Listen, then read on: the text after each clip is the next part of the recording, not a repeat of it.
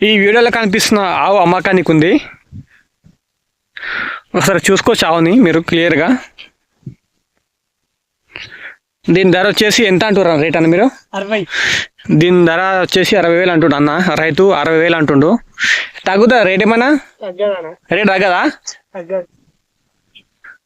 అన్న అయితే ఫిక్స్ అంటుండు 60,000.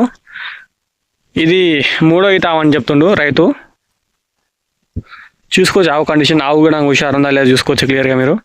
ఇది వచ్చేసి 3వ ఈత అంటుండు. ఇది ఈయనకి ఇంకా ఒక ఎన్ని నెలల టైం ఉందన్నా?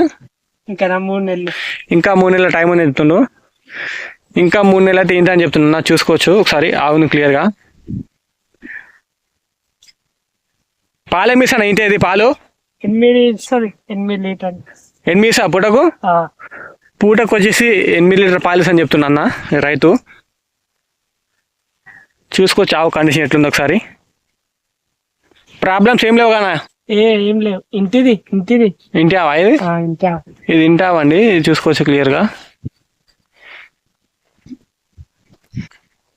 ప్రాబ్లం అన్ని నిప్పల్స్ అన్ని కరెక్ట్ ఉన్నాయి, పాలధారాలు కరెక్ట్ ఉన్నాయి కదా?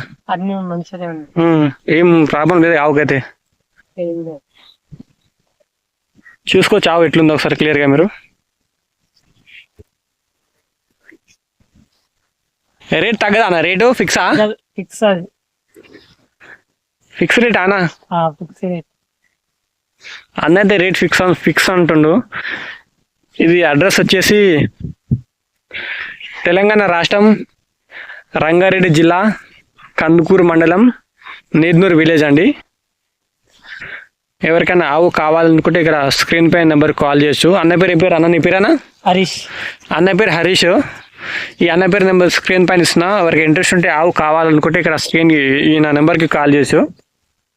రేట్ అయితే ఫిక్స్ అంటుండు అన్న. మరి ఒకసారి కాల్ చేసి మరి మాట్లాడవచ్చు మీరు.